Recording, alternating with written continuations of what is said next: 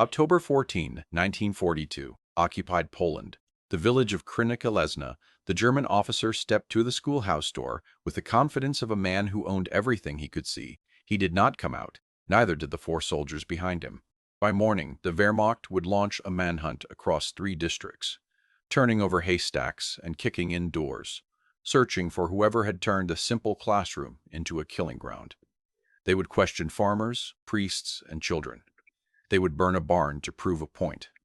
They would find nothing, because the woman they were looking for was already gone, her chalk still resting in the tray beneath a blackboard that read, in careful handwriting, "Lessons are never forgotten." Her name was Marta Dabrowska. She was 34 years old. She had been a school teacher for 11 years, and she had just destroyed a German intelligence cell that 3 partisan units had failed to locate for 8 months. This is her story. Before we dive in, I want to know, where are you listening to this story from? Drop your city or country in the comments right now, and let's see which corner of the world has the most war legend fans. Don't just scroll, type it out. Your comment might get featured in the next story. To understand what Marta Dabrowska became, you have to understand what she was before the war turned everything inside out. She was born in 1908 in the small town of Zakopane in the shadow of the Tatra Mountains in southern Poland. Her father, Joseph, was a carpenter and an amateur naturalist who spent his weekends cataloging the birds and insects of the mountain forests. Her mother, Helena, taught piano lessons in their sitting room and made the best beet soup in the district, or so Marta claimed, for the rest of her life.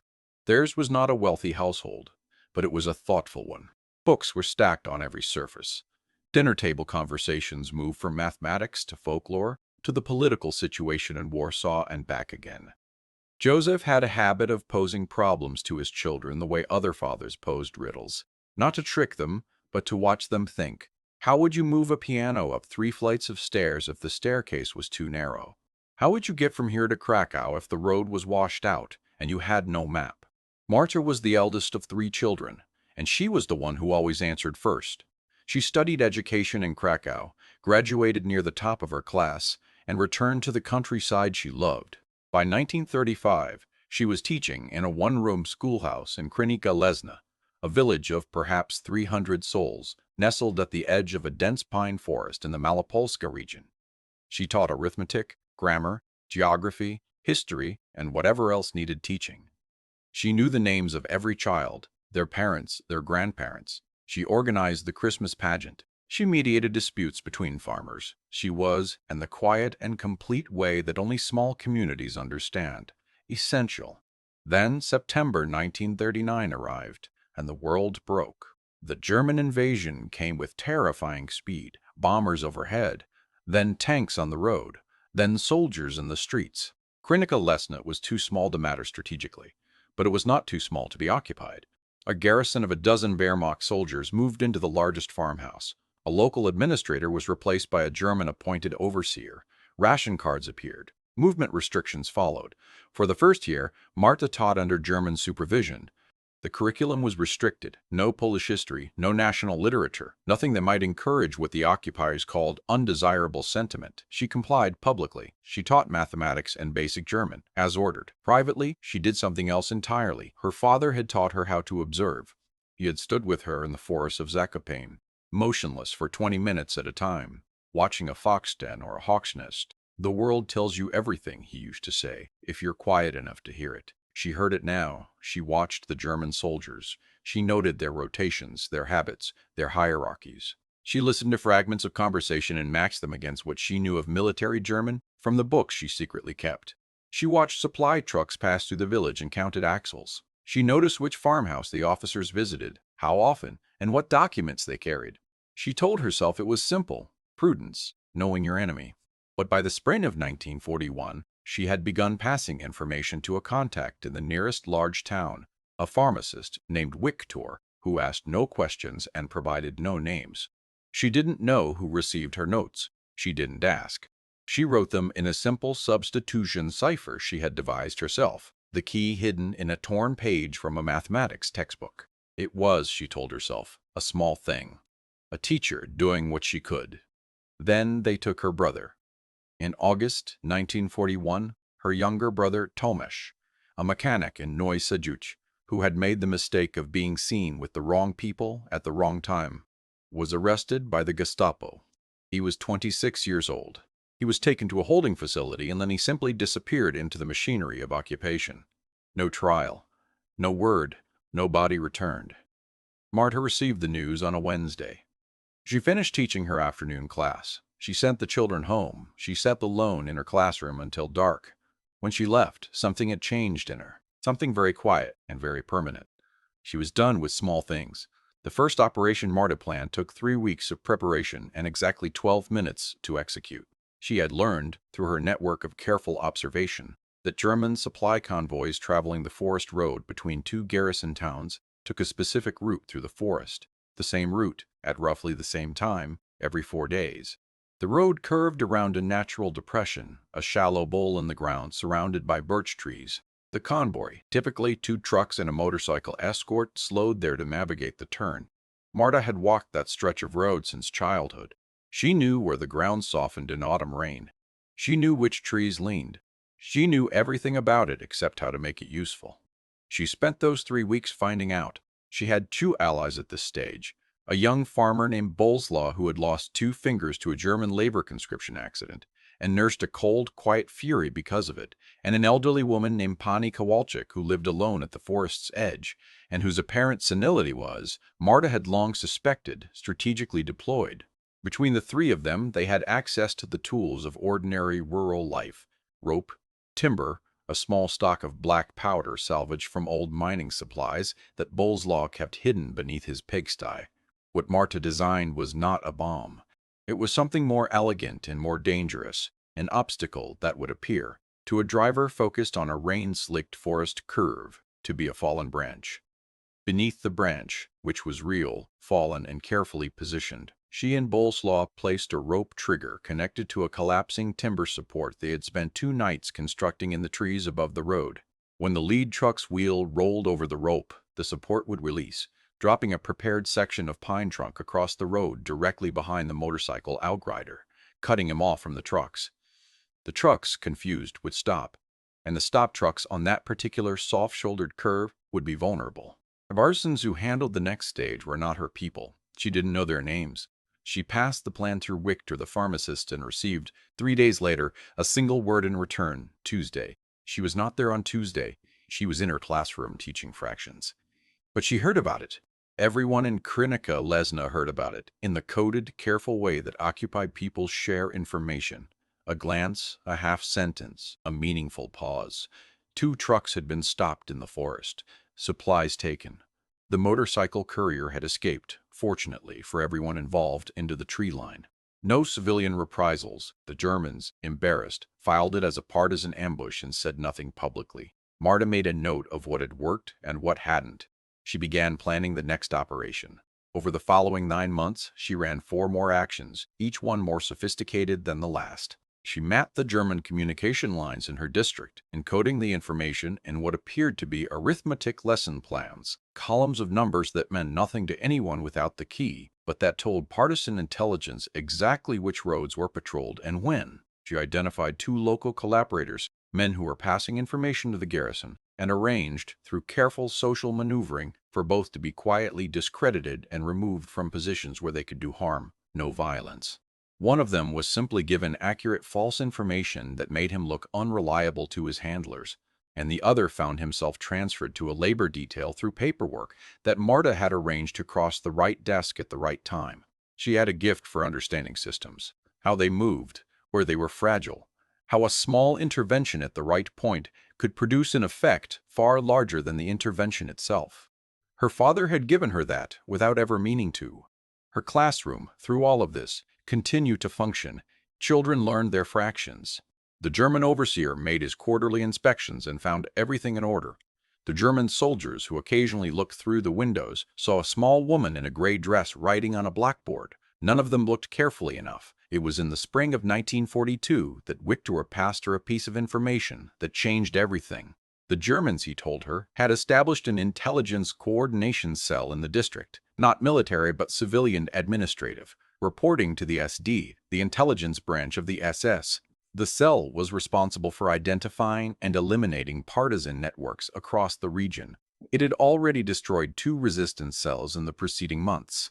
It was operating from somewhere close. And then, in May, Marta found out exactly where. A new German officer had arrived in Krynica Lesna. He introduced himself to the village administrator as Hauptmann Friedrich Weller, an educational supervisor tasked with standardizing the curriculum in occupied schools. He visited her classroom on a Thursday afternoon, clipboard in hand, polite, professional, entirely convincing. Marta offered him tea. She watched his eyes. She noticed how they moved around the room, not with the casual inspection of an administrator, but with the systematic inventory of a trained intelligence officer. She noticed the calluses on his right hand. She noticed the way he asked about her students' families, phrasing the questions as pedagogical concern. She smiled and answered carefully. She gave him nothing. She appeared to give him everything. After he left, she sat alone in the classroom for a long time. Hauptmann Friedrich Weller was not an educational supervisor. Krynica Lesna's schoolhouse had just been selected as a potential intelligence asset, a place from which to gather information about the local population. Marta understood with absolute clarity what this meant. Weller and his cell would begin using her. They would insert informers among her students' parents. They would use the schoolhouse as a social hub, a gathering point, a place where ordinary people would say ordinary things that trained ears would record and analyze. Unless she moved first, she had approximately 6 weeks before Weller's operation would be fully established. She knew the schoolhouse better than anyone alive. She had 11 years of patient observation of human behavior. She had a chemist in her extended family who had died in the invasion, but had left behind a small, annotated notebook on the properties of various industrial compounds. She began to plan. The plan took 7 weeks to complete. Marta gave herself that long because the alternative was to rush, and rushing was how people died. She began with the building itself. The schoolhouse had been constructed in 1901, solid stone walls, a timber frame roof, wooden floors. She had taught in it long enough to know every creak, every draft, every characteristic of how the space behaved. She knew that the stove in the corner, which heated the main room, had a particular quirk. Its flue connection to the chimney was imperfect, and if the damper was positioned in a specific way and the stove fed with green wood, it produced a heavy, acrid smoke that filled the room within minutes. She had complained about this to the village administrator for 3 years without result. She stopped complaining about it. She started thinking about it. She also thought about the windows. The schoolhouse had 2 on the south wall, one on the east, one facing north toward the forest. The south windows faced the main road. The east window faced the side yard where the children kept their bicycles. The north window looked out on the garden and, beyond it, the tree line. She walked the building at night, measuring and thinking for 2 weeks. The plan she arrived at was not what she had begun with. The early version had been too complicated. Too many dependencies, too many things that could go wrong. She stripped it back until it was simple. Simplicity, her father had taught her, was not the absence of thought. It was the result of it. Here's what she needed: an occasion to bring Weller and his cell together in the schoolhouse, a means of controlling the environment of the room, and a means of ensuring that those who needed to act could do so. The partisans, a cell of 8 fighters who operated in the forest district, had agreed to participate. She had communicated with their leader, a former army sergeant named Alexander, through Victor. Alexander had been skeptical at first. A teacher, arranging an ambush in a schoolhouse, he had met her once in a forest clearing in the dark and changed his assessment. The occasion was provided by Weller himself. In September, he sent word through the village administrator that he wished to hold a formal review of the district's educational progress. A meeting of teachers, administrators, and community leaders at the schoolhouse, to be attended by himself and several colleagues from his office. It was, Marta recognized immediately, the moment he would use to embed his informers and establish his network. She sent her reply through the administrator. She would be honored. She would prepare the schoolhouse appropriately. She would ensure everything was in order. She spent the next 3 weeks preparing the schoolhouse. The modifications she made were invisible to any casual inspection. A length of wire run beneath the floorboards connected the stove's damper control to a small catch at the back of Marta's desk, allowing her to open the damper fully and add airflow from below with a single, unobtrusive movement of her foot. She stockpiled green pine wood and mixed wood chips, dampened with a specific combination of chemicals drawn from the annotated notebook. tested in small quantities in the forest at night, that would, when burned, produce a thick, immobilizing smoke, not lethal. She had been precise and deliberate about that, but fast-acting enough in a sealed room to incapacitate within 3 to 4 minutes. The windows on the south and east walls she treated with a thin application of linseed oil to the hinges and frames. They would appear to stick when someone tried to open them in a panic, particularly if they pulled rather than pushed, which people invariably did when frightened. The north window she left untouched. That was the exit. She drilled her two allies, Boleslaw and Pani Kowalczyk, on exactly where they would stand, what they would do, and in what order. And Pani Kowalczyk, whose senility remained strategic, would be present as an invited community elder. She would position herself near the north window. She would open it at the signal. Marta placing her chalk on the left side of the tray rather than the right, and would be outside in the garden within 30 seconds.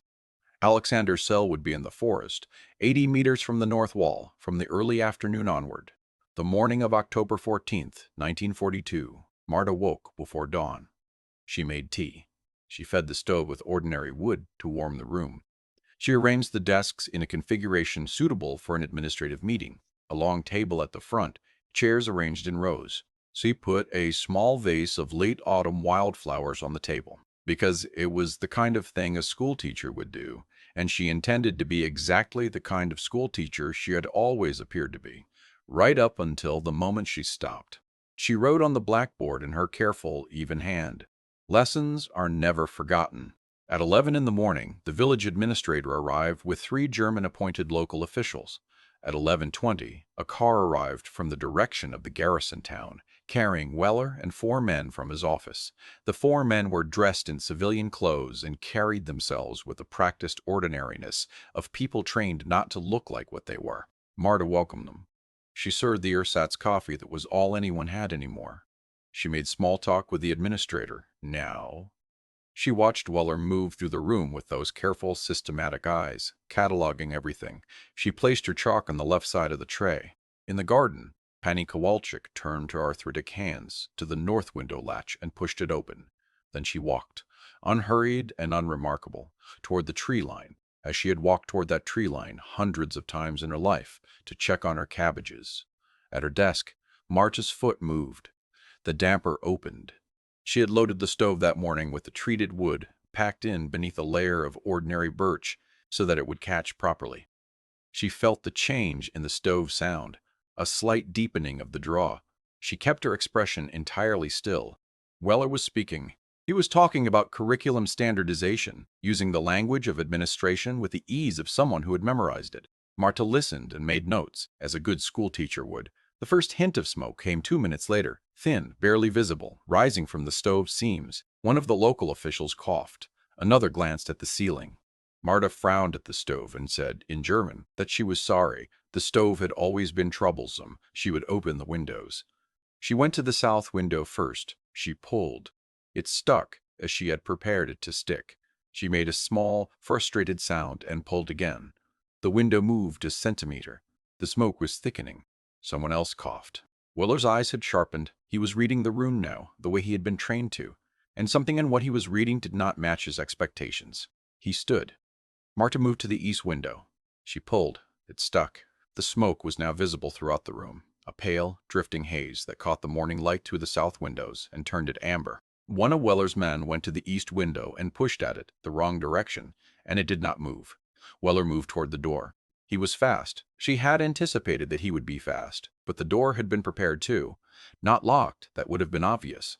Instead, the latch pin had been filed down on one side, leaving it functional from the inside when operating smoothly, but prone to sticking under the pressure of a hard pull.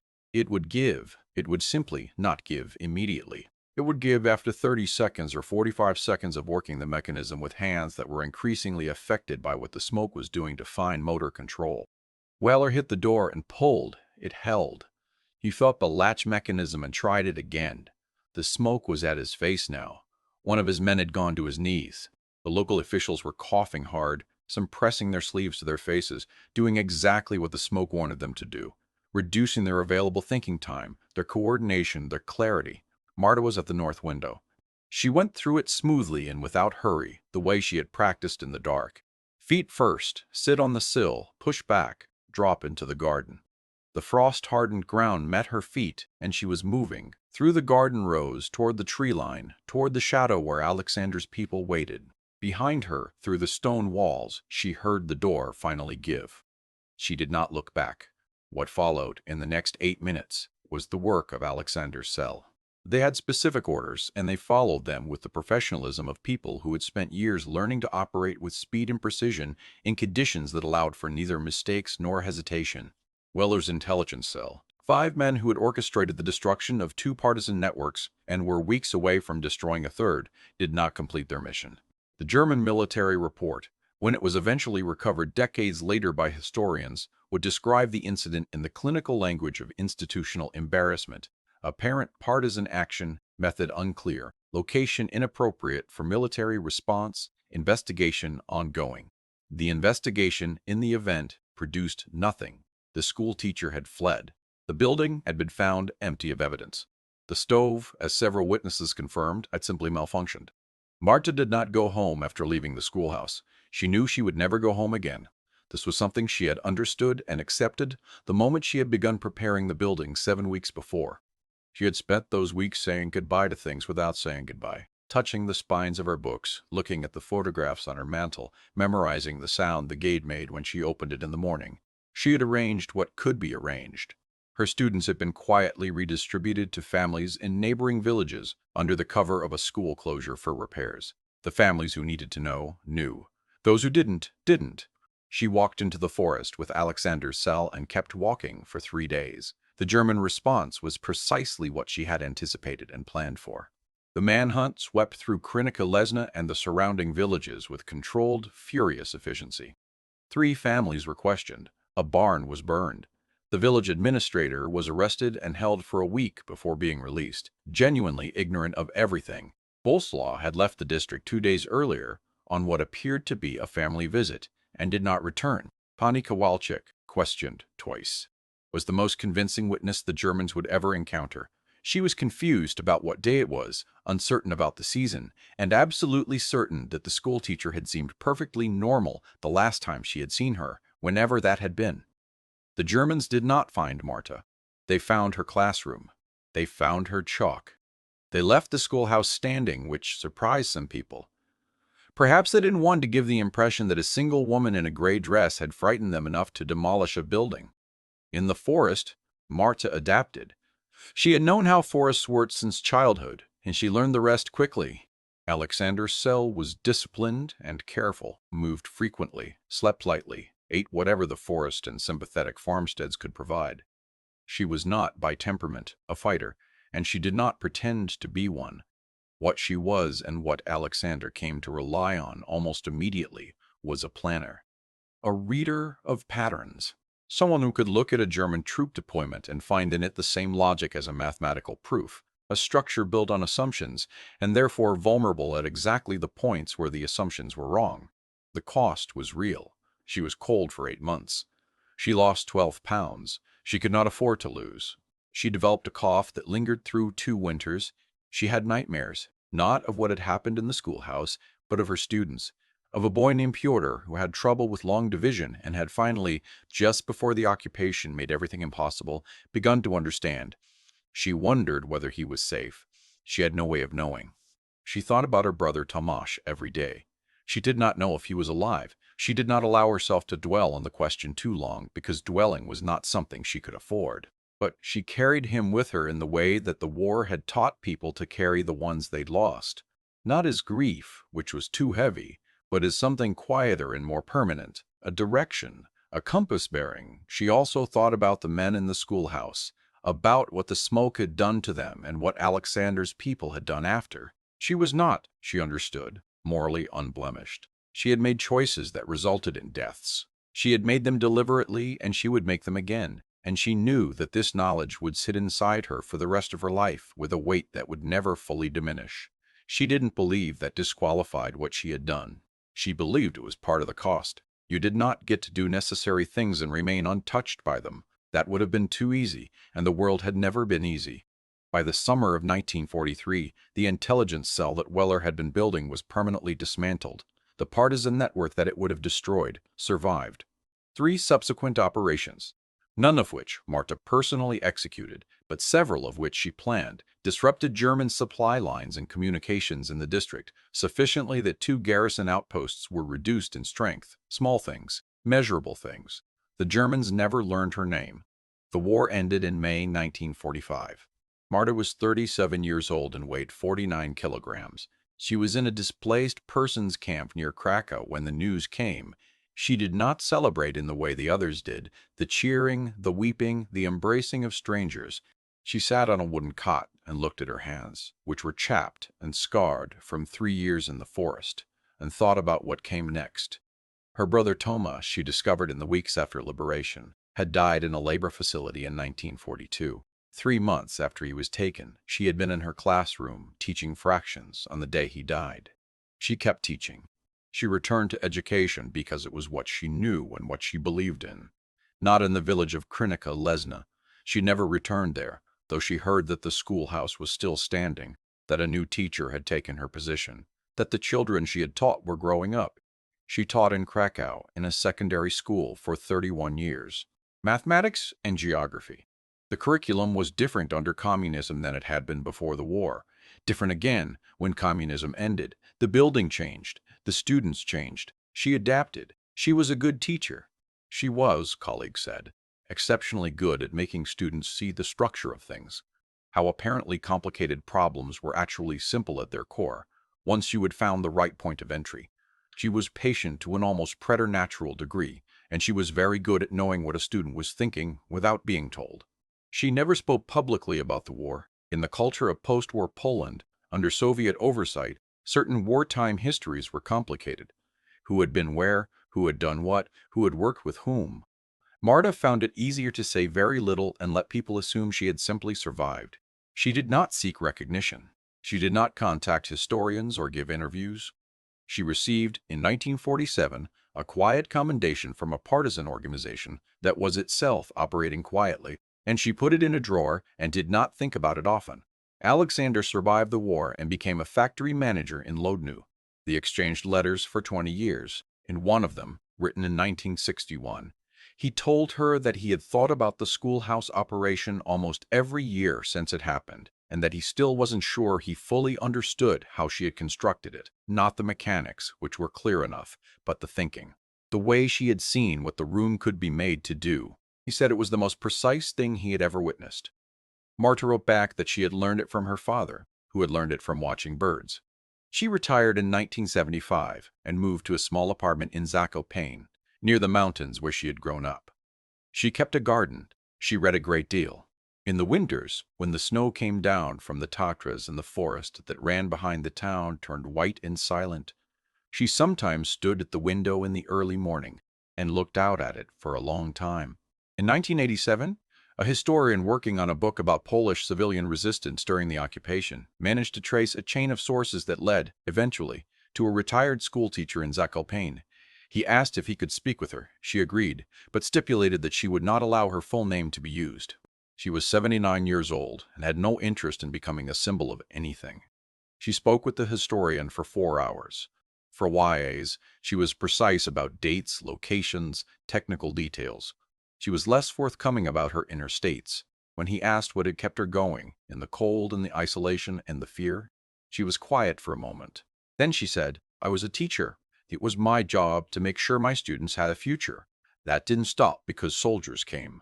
She died in 1993 at 85 in the same apartment in Zakopane where she had retired. The obituary in the local paper was 4 sentences long. It mentioned her years of service to education. It did not mention the schoolhouse in Krynica Lesna. It did not mention Alexander or Wiktor or Boleslaw or the old woman who knew how to be perfectly strategically confused. It did not mention the October morning in 1942 when a woman in a gray dress had walked calmly through a north-facing window and into a forest and had not looked back. Somewhere in the mountains above Zakopane, the birds her father had watched were still moving through the trees. The same patterns, the same routes, the same patient, unremarkable intelligence. The forest did not remember her name. Forests never do. But some things are remembered not in monuments or archives, but in the act itself. The pure, precise fact of what someone decided to do when everything was against them, and how they did it, and that they did it at all. A classroom, a stove, a window facing north.